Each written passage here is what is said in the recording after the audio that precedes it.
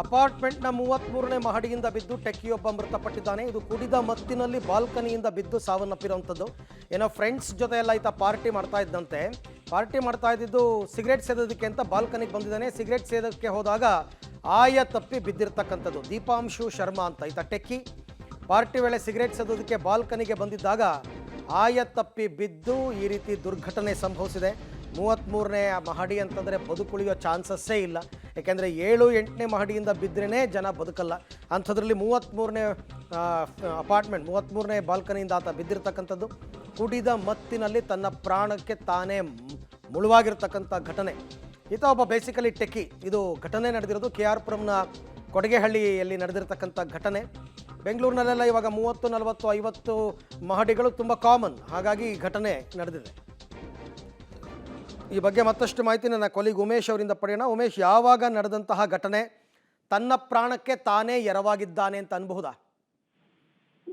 ಖಂಡಿತವಾಗ್ಲೂ ಅರವಿಂದ್, ಯಾಕೆಂದ್ರೆ ಶುಕ್ರವಾರ ಅಂದ್ರೆ ಈತ ಟೆಕ್ಕಿ ಆಗಿರೋ ಕಾರಣಕ್ಕಾಗಿ ಸಾಮಾನ್ಯವಾಗಿ ಶುಕ್ರವಾರ ಇವರೆಲ್ಲ ಹೆಚ್ಚಾಗಿ ಪಾರ್ಟಿಗಳಲ್ಲಿ ಭಾಗವಹಿಸೋದು ಸಾಮಾನ್ಯವಾಗಿರುವಂತದ್ದು. ಹಾಗಾಗಿ ಹಿಮಾಂಶು ಶರ್ಮಾ ಅನ್ನೋದು ಈತ ಕೂಡ ತನ್ನ ಸ್ನೇಹಿತರ ಜೊತೆ ಪಾರ್ಟಿ ಮಾಡೋದಕ್ಕೆ ಪ್ಲಾನ್ ಮಾಡ್ತಾನೆ. ಹಾಗಾಗಿ ಅದರ ಮುಂದುವರೆದಂತೆ ಶುಕ್ರವಾರ ರಾತ್ರಿ 11 ಗಂಟೆಗೆ ಅಪಾರ್ಟ್ಮೆಂಟ್ ಹತ್ರ ಹೋಗಿ ಫ್ರೆಂಡ್ಸ್ ಎಲ್ಲ ಸೇರ್ಕೊಂಡು ತಡರಾತ್ರಿ ತನಕ ಪಾರ್ಟಿ ಮಾಡಿರುವಂತದ್ದು. ಪಾರ್ಟಿ ಆದ ನಂತರದಲ್ಲಿ ಮಧ್ಯದಲ್ಲಿ ಸಿಗರೇಟ್ ಕುಡಿಯೋಕೆ ಅದಕ್ಕೆ ಹೊರಗಡೆ ಬರ್ತಾರೆ. ಆ ಸಂದರ್ಭದಲ್ಲಿ ಆತ ಕುಡಿಯೋ ಜಾಗದಿಂದ ಎದ್ದು ಈಚೆ ಬಂದು ಅಲ್ಲಿ ಸಿಗರೇಟ್ ಕುಡಿಯೋಕೆ ಅಂತ ಹೋದಂತ ವೇಳೆಯಲ್ಲಿ ಅಪಾರ್ಟ್ಮೆಂಟ್ ನ 33ನೇ ಫ್ಲೋರ್ ಇಂದ ಕೆಳಗಡೆ ಬಿದ್ದಿರುವಂತದ್ದು. ಕೆಳಗಡೆ ಬಿದ್ದ ರಭಸಕ್ಕೆ ಆತ ಸ್ಥಳದಲ್ಲೇ ಕೂಡ ಸಾವನ್ನಪ್ಪಿರುವಂತದ್ದು.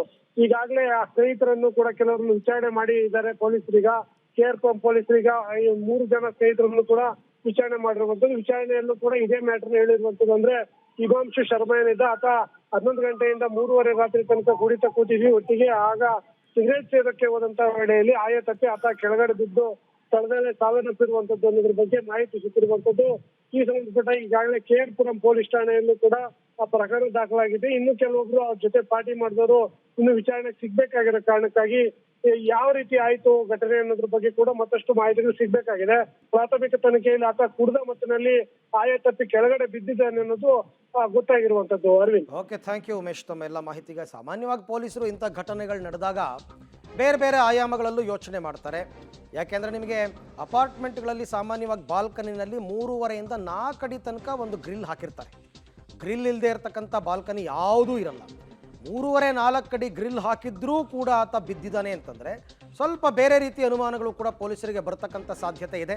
ಹಾಗಾಗಿ ಪಾರ್ಟಿ ಮಾಡಿದಂತಹ ಉಳಿದ ಸ್ನೇಹಿತರನ್ನ ಕರೆಸಿ ಅವರು ವಿಚಾರಣೆಯನ್ನು ಮಾಡಿದ್ದಾರೆ. ಇರಬಹುದು, ಇಲ್ಲದೇನೂ ಇರಬಹುದು. ಯಾಕೆಂದರೆ ಸಾಮಾನ್ಯವಾಗಿ ಕುಡಿದ ಮತ್ತಿನಲ್ಲಿ ಆ ರೀತಿ ಆಗಿರ್ತಕ್ಕಂಥ ಸಾಧ್ಯತೆ ಇದೆ.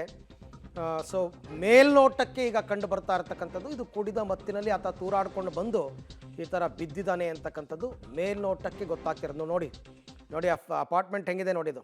ಓಹೋ, ಈ ಅಪಾರ್ಟ್ಮೆಂಟ್ನ 33ನೇ ಮಹಡಿ 33ನೇ ಮಹಡಿಯಿಂದ ಆತ ಬಿದ್ದಿದ್ದಾನೆ.